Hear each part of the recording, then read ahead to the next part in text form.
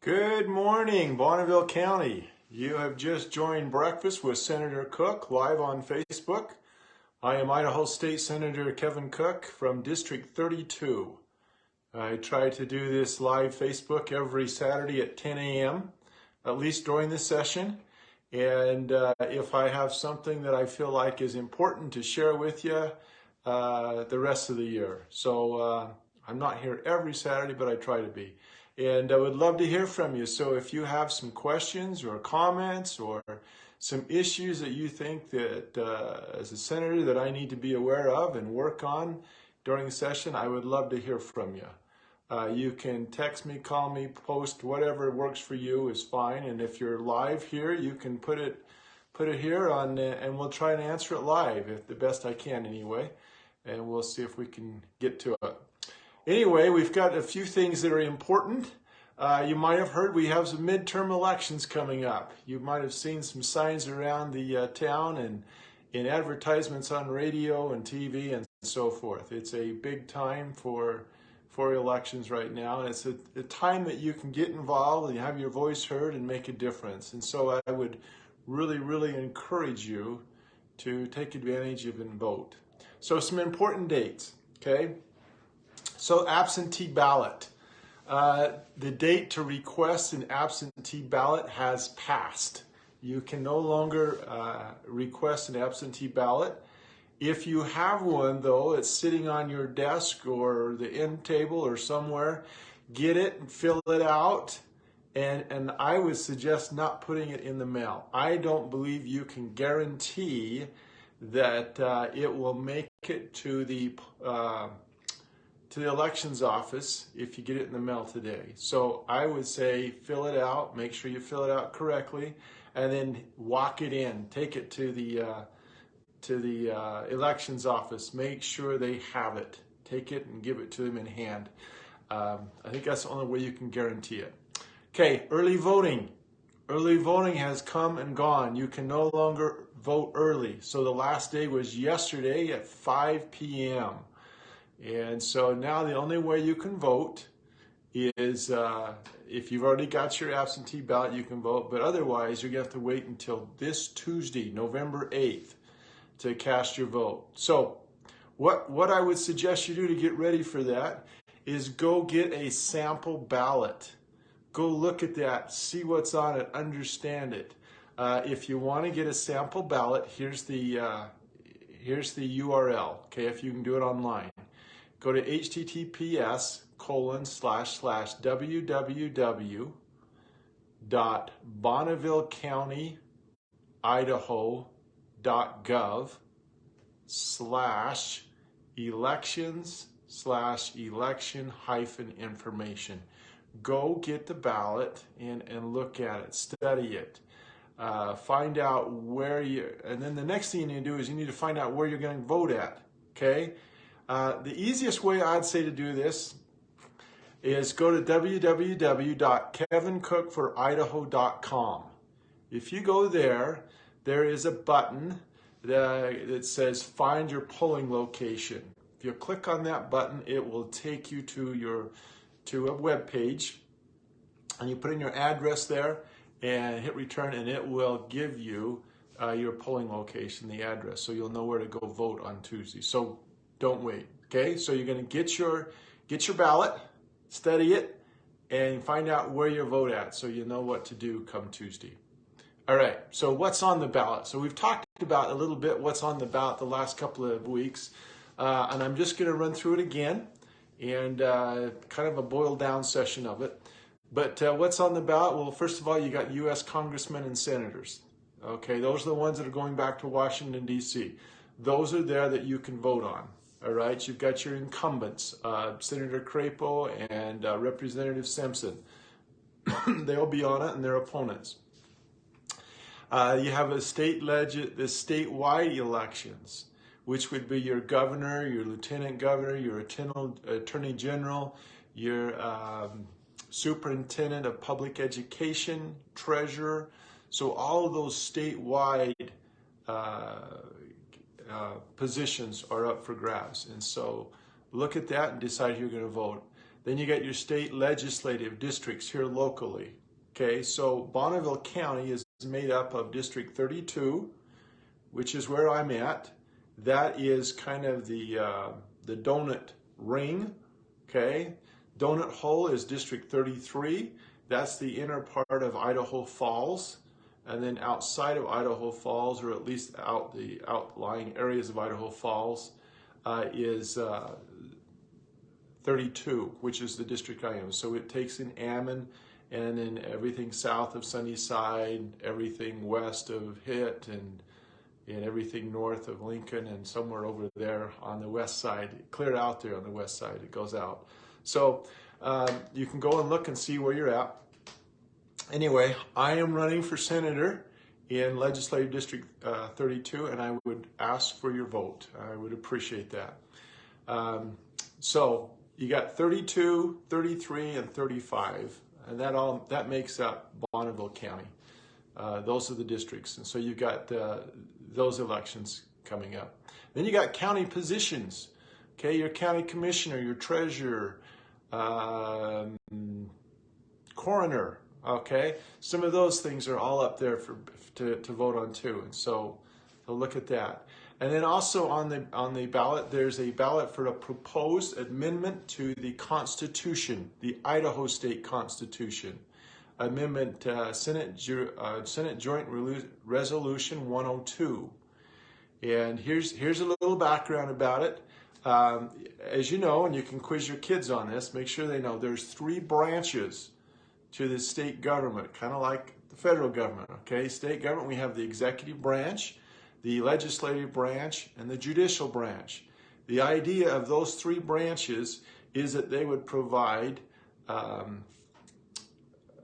checks and balances for each other. They look after and make sure that none of them get out of balance, none of them take on too much power, but they work within their bounds.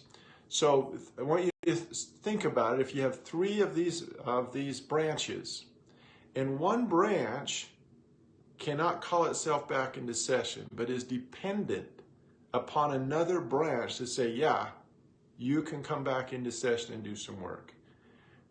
So in other words, that other branch can't provide any checks or balances, can't do anything, can't call itself back into session to say, hey, you're out of line, unless the other branch says you can. And that's the way our legislative branch is set up right now. So our legislative branch cannot call itself back into session unless the executive branch says you can. So the checks and balances, it's kind of broken if you ask me. Okay, we go back into session in January every year without the executive branch's privilege. That's written in. But in the fall or summer or whatever, we can't do that without it. So I think this is a good bill. And so I would recommend you look at it, think about it, and because I do think it's a good bill. So here's what the proposed amendment is. In order for the legislative branch to call itself back into session, 3 things must happen. First, the 60% of the House of Representatives must vote to go back into session. They've all got to agree. 60% of them have to agree to do that. Okay? Second, 60% of the Senate have to agree to it. Yeah, I want to go back into session. And they got to submit a written proposal, petition to the president of the pro tem of the Senate. The House has to have a petition written to the Speaker of the House.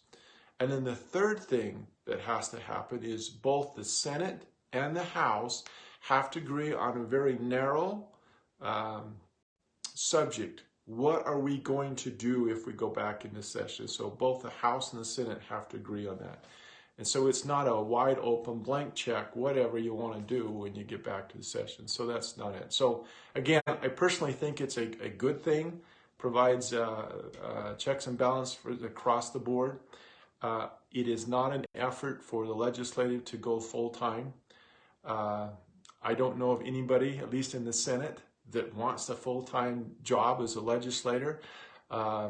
Boise is nice, but I like Idaho Falls and I like being here. And I don't mind going to Boise for 3 months, but I want to be here. And so I really don't believe or see this as a step to try and get the legislative as a full-time legislation. So there you have it. Okay, so that's on the ballot. The other big item that's on the ballot is school bonds. District 91 is asking for a $250 million bond to build 2 new elementary schools, remodel the Skyline High School, and to replace Idaho Falls High School with a new building. Okay, $250 million bond is the biggest bond that the state of Idaho has ever seen as far as schools, and this will affect your property tax. The estimated average annual cost to the taxpayer, to you, on this proposed bond levy is a tax of $233 per every $100,000 of taxable assessed value per year based on their current locations. Okay, so you will see this, if it passes, you'll see something in your property tax. District 93, they're asking for a supplemental bond. That's to help with just kind of run the school district.